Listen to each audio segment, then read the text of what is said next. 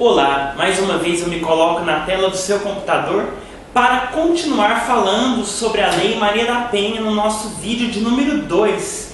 E hoje, para falar um pouquinho sobre as formas de violência doméstica e familiar previstas na Lei Maria da Penha e como elas são coibidas através das medidas de proteção. E antes de adentrar nesse assunto, nós temos que falar que, retomando o assunto do vídeo passado, que não se aplica a Lei Maria da Penha para os homens, né? Mas a lei admite proteção, né, a figura homem em sua vulnerabilidade. Nós estamos retomando o que já foi falado no vídeo passado, mas para dizer que a lei não nega que o homem também é vítima de violência. E por isso, com a lei 12.403/2011, foi acrescentado ao Código de Processo Penal que as medidas protetivas, né, definidas aqui na Lei Maria da Penha também é aplicado ao idoso homem, ao homem enfermo que sofre violência doméstica em seu âmbito familiar, né? Eles também são protegidos por essas medidas protetivas. Então não é só a mulher que é salvaguardada pelas medidas protetivas que são estatuídas no artigo 22. Quais são as medidas protetivas que temos lá no artigo 22? Primeiro, é a suspensão de posse e porte de arma, né, utilizada pelo agressor. O agressor não pode ter porte e posse de arma. Se ele tiver, suspende a posse e o porte de arma. Segundo, o afastamento desse agressor do lar, do domicílio, né, e da convivência do agredido. E terceiro, proibição de determinadas condutas, entre as quais a aproximação do ofendido, não pode se aproximar de familiares e de testemunhas, né, fixando o limite mínimo de distância. É uma medida de distanciamento, né? É um mandado de distanciamento que a justiça vai fazer com que ele cumpra, e se ele não cumprir essas medidas, pode ser decretada a sua prisão preventiva. O agressor pode ter aí a sua prisão preventiva decretada se ele não cumprir essas medidas, não cumprir o que a lei manda, né? Essas medidas protetivas. As medidas protetivas de urgência, né, essas que eu citei, que são elencadas no artigo 22, elas são aplicadas isolada ou cumulativamente com outros tipos de pena, de sanção, e poderão ser substituídas a qualquer tempo por outras de maior eficácia. Se essas não estiverem sendo eficazes, logicamente o juiz vai determinar algumas outras medidas mais drásticas para que esse agressor cumpra aí, tá?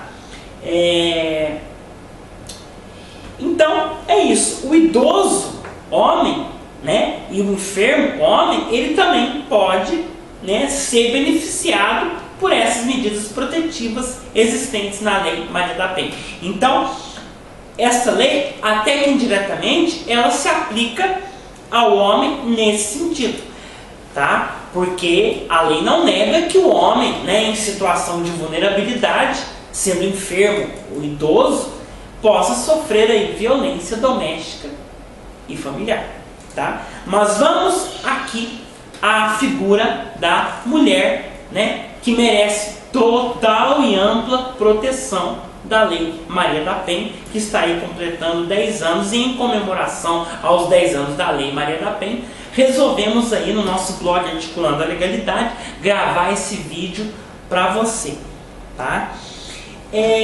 Seguindo aqui o nosso vídeo, falando sobre a lei, nós temos que entender que essa violência doméstica ela pode ocorrer em 3 ambientes que a lei diz, né? A lei fala sobre a unidade doméstica, tá? Fala sobre o âmbito da família e fala sobre uma relação íntima de afeto. Então fala o âmbito de aplicação dessa lei, os ambientes que essa violência doméstica pode ocorrer. Quando a lei fala em unidade doméstica, ela dispensa o vínculo familiar. Aí abrange o que? Abrange o espaço caseiro. Aí aplica-se a Lei Maria da Penha, num exemplo que eu vou dar, a um patrão, né, que comete violência doméstica contra a sua empregada. Se o patrão comete uma violência de gênero, né, uma violência preconceito contra a sua empregada, ele está cometendo, né, uma violência doméstica, né, na unidade doméstica ali. Não precisa ter um vínculo familiar, dispensa-se o vínculo familiar. E ele fala do âmbito da família. O âmbito da família vai dispensar a coabitação, né? Não precisa dos aparentados ali, dos familiares, morar numa mesma casa para que ocorra essa violência. O âmbito da família, então, ele vai dispensar a coabitação, né? Aqui você tem os parentes por afinidade, tá? Não são os parentes consanguíneos diretamente, mas os por afinidade. Cunhados, né, entram nesse contexto. Padrasto e madrasta, padrasto e enteada, né, entra neste contexto aí de violência. Pode acontecer violência logicamente entre padrasto e enteada, entre cunhados que não têm os laços consanguíneos, mas são aparentados aí por afinidade. Cunhado e cunhada são aparentados por afinidade, tá? E nas relações íntimas de afeto, também dispensa coabitação. É o caso dos ex-namorados. Pode acontecer de um ex-namorado ameaçar a sua ex-namorada porque rompeu aí o relacionamento, então ocorrer um tipo de violência. Então dispensa coabitação, vínculo familiar e exige uma relação de afeto, né? Houve uma relação de afeto entre ex-namorados, então aí aplica-se a Lei Maria da Penha. Por exemplo, amantes, né? Uma república de estudante, eles não são aparentados, mas eles se consideram aparentados numa república de estudantes, né? Há aí uma relação íntima entre os estudantes numa república. Então, se ocorre uma violência contra uma mulher, uma violência preconceito dentro de uma república de estudantes, a Lei Maria da Penha ela é aplicada, né? E outra coisa que a lei fala é sobre que a lei diz que independe de orientação sexual. Independe de orientação sexual. Só que envolve somente as relações homoafetivas do sexo feminino, tá?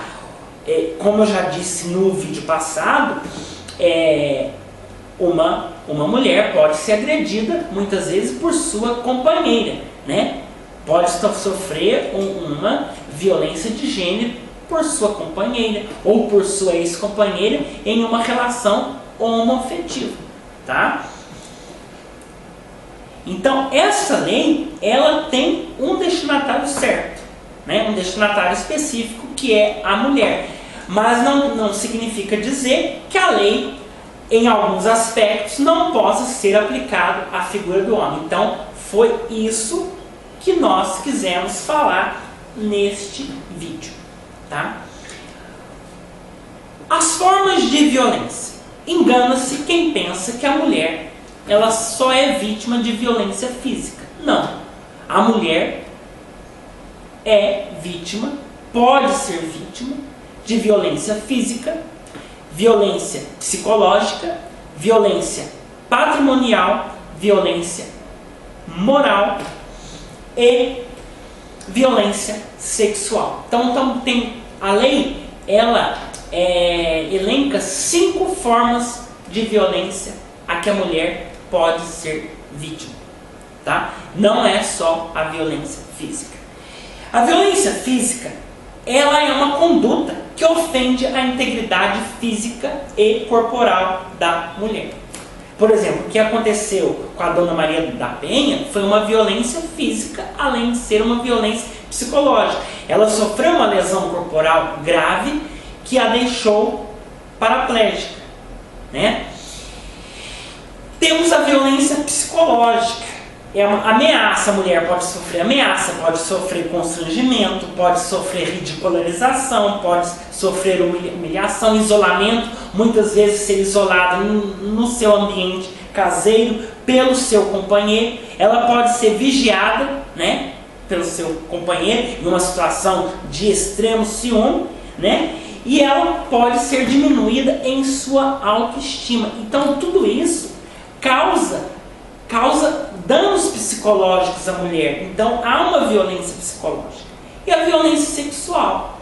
Tudo que limita, né, a sexualidade da mulher, a liberdade sexual da mulher, ou que induz a mulher a comercializar, a usar, né, a sua sexualidade, é uma forma de violência sexual, né? Formas de violência que podem, né, ser crimes aí tipificados no Código Penal, como estupro, entendeu? Exploração sexual, tudo isso é considerado violência sexual, tá? Violência sexual. Pode até não ser crime, entendeu? Pode até não estar tipificado como crime, mas é uma forma de violência que é coibida. Tá certo? Você explorar uma mulher em sua sexualidade pode até não ser crime. Você expor o corpo. Por exemplo, um pai que coloca a sua filha em situação, expondo aí em fotos sensuais a sua filha maior, explorando. É um tipo de violência contra a mulher. É uma violência de gênero, explorando por a mulher ter aí o seu sexo feminino, o seu sexo, como diz, o sexo frágil, tá? E a violência patrimonial. A violência patrimonial, ela é entendida como qualquer conduta que configure retenção, subtração, destruição parcial ou total de seus objetos, instrumentos de trabalho, documentos pessoais, bens, valores e direitos ou recursos econômicos, incluindo os destinados a satisfazer suas necessidades. E a lei fala que esses bens, eles serão obrigados a ser devolvidos à mulher quando eles são retidos pelo agressor, né? É uma das medidas aí de assistência, de proteção à mulher, tá? A violência moral, né? Que é a quinta forma de violência, é qualquer conduta que configure um crime contra a honra, calúnia, injúria, difamação, né? Tudo que denigre a imagem da mulher viola a sua moral, a sua honra, né? A denúncia deve demonstrar se a mulher sofreu calúnia, injúria ou difamação, tá?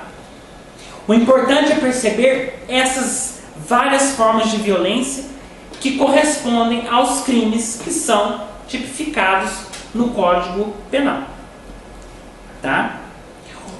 O adultério hoje não é crime, mas é uma forma de violência contra a mulher.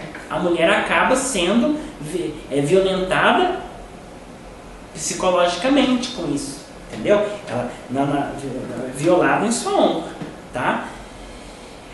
Essas foram as formas de violência doméstica e familiar contra a mulher. No próximo vídeo falaremos sobre as medidas protetivas, sobre as medidas integradas de proteção à mulher. Então, até o nosso próximo vídeo. Continue acessando o nosso blog Articulando a Legalidade e inscreva-se no nosso canal no YouTube. Até lá e um grande abraço.